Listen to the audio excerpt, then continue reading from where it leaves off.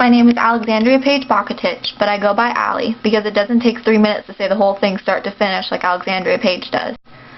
I was born on May 16, 1994, exactly on my due date at St. Peter's Hospital.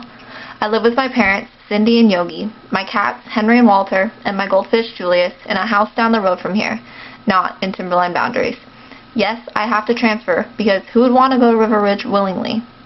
I have an older sister named Amy who's 30, and she's married to her husband, Nigel, who's 31.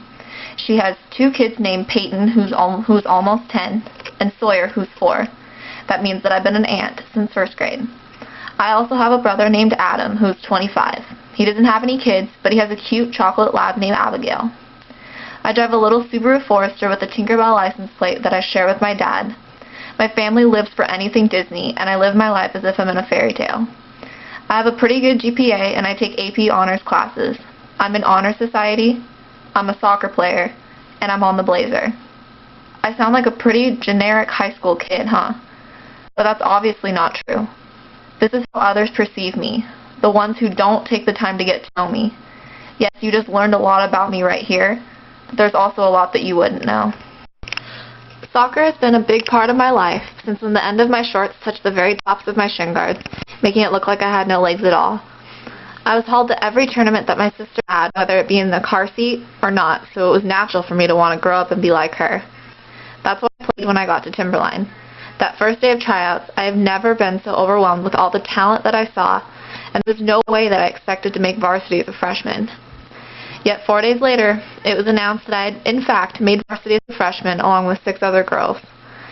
It felt so great to be able to say, yeah, I'm a freshman and I'm on varsity. But at the same time, I didn't always feel like I belonged on the team. I didn't always believe that I was good enough to be playing with these girls that had confidence and knew exactly what they were doing. But I had to gain that confidence fast when Pelt announced the starting lineup of our very first varsity game, and my name was called for starting right defense. I cannot even begin to explain the twists and turns that went on in my stomach as I, a 14-year-old scared-to-death freshman, walked out onto that field that Saturday morning. I was lucky I remembered how to walk, to be honest.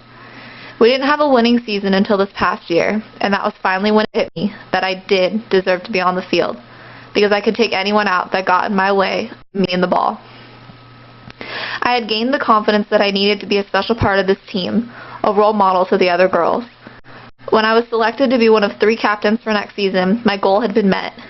I have come so far from being a scared little freshman to a tough junior with a don't mess with me unless you want to get hurt mentality that I always take with me on the field, to an almost senior who has a whole team and family to look after next year. How would you feel if you were told that you weren't going to live past the age of 13? I was really scared. It was a Thursday morning at the end of November when they broke the hard news to me. I was going to have open heart surgery or else face not making it to where I am today. I had what they called subaortic stenosis, which meant that my heart was pumping twice as hard because of a blockage that was going on in one of my valves that eventually would have blocked my heart valve completely and I would have dropped dead if it wasn't fixed. I was only 11 years old when they told me this. I thought that maybe, just maybe, I was dreaming and that somebody was going to, tap me on the shoulder and say, Allie, wake up. But I knew that I wasn't dreaming when a few seconds later I just felt my whole body start to shake and the tears, I just couldn't stop them. And the entire month leading up to the day of my surgery brought more tears. I remember having multiple nightmares every night, sometimes waking up screaming and wondering, if maybe it was a sign that something bad was going to happen. And it also brought a lot of silence because I didn't really know what to say or what to do. And on December 19th, 2005 at 5 a.m., I was admitted into Marybridge Children's Hospital in Tacoma, and then I was released 4 days later on December 23rd, not only because of how fast I was recovering, but also to get me back to my family for Christmas. When it was finally all over, the worst part to me was not the fact that I'd had surgery, it was my scar that I have on my chest right here. And you have no idea how many times I just sat on my bedroom floor and just cried with clothes just strewed all over my floor because I couldn't find anything to wear that covered up my scar. And, you know, I felt like it wasn't fair for me to have gone through all of this and that I couldn't relate to anybody. And that I was just stuck with this pink thing on my chest that was only going to draw unwanted attention and make me feel ugly on the inside, eventually breaking me apart and breaking me down. And I don't, you know, 5 years later, I don't think like that anymore. I realize that, if anything, my scar exhibits my strength. And I've faced all of those that stared at me like I was some circus act and pointed and, you know, said, you know, whispered behind their hands and found me ugly just because of something that, in the end, saved my life. I realize that if people don't appreciate the way that I am, then they don't deserve to know me. Not at all. And I don't need them, you know, to get me through life because I have my family and my friends. So really, if anything, my heart surgery makes me who I am today. If there's anybody whom I honestly couldn't live without in this world, it would be Anna. I've only known her since my first day of soccer tryouts that third Monday in August 3 years ago, and we became friends after I learned that she is not as intimidating as she looks. I mean, not only is she drop-dead gorgeous, but she can kind of play soccer like a champ. We became best friends after that season, and we've been best friends ever since. She's gotten me through a lot in my life.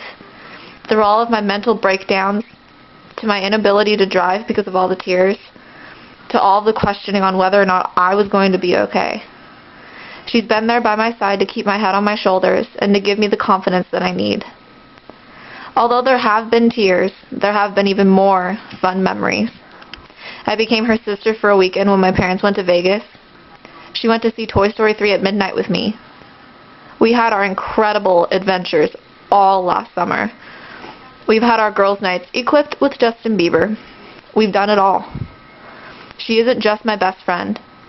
Anna will always be my sister, and she will always be a part of my life, and my best friend. If I didn't have Amber, boy, life would be pretty dull. Whenever she walks into first period every morning, she just automatically brightens my day. Her happiness is contagious, which is probably why we went pretty crazy at Nationals. From collapsing in the parking lot from laughing at Platinium, to riding Dumbo at 12 o'clock in the morning, to almost falling out of the boat on It's a Small World from laughing so hard at the fuzzy zebras, to our karaoke session on the way back to the hotel with Owen and Nathan. We have become closer than ever this year, and she makes me a better person. I know that if anything is ever wrong, she'll be the first one to try and turn my frown upside down and put a smile back on my face. I consider her as one of my best friends. AJ, otherwise known as the other half of AB Squared, could be considered like another brother to me. Not only is he the person I vent to and go to when I'm having an absolute panic attack, which I'm sure he remembers, but we fight and argue and throw things at each other like we're 6 years old. But I wouldn't change any of that for anything. He's like my conscience or something. Without his insight to a lot of things, I wouldn't have made it this far and be as strong as I am. He told me when to let go because it was the right thing to do, and he told me when to hold on because he knew something was going to happen. He has been and forever will hold the title of Allie's counselor, and he will always be my best friend.